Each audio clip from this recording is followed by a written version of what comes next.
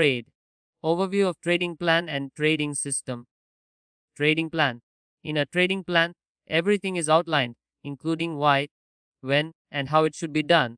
This section covers your trader personality, personal expectations, risk management rules, and trading systems. Trading plans can help you reduce your losses and limit trading mistakes. Having a trading plan prevents you from making bad decisions when you're under pressure. You can make irrational decisions when money is at stake and when your emotions take over. A plan for every possible market move is the best way to minimize thinking. When you have the right trading plan, every action is clearly outlined, so you don't have to make rash decisions when things are hot. Keeping your trading plan simple is all you need to do. Trading system.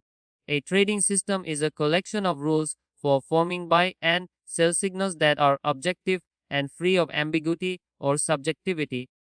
Technical indicators or combinations of technical indicators are mostly responsible for generating these signals.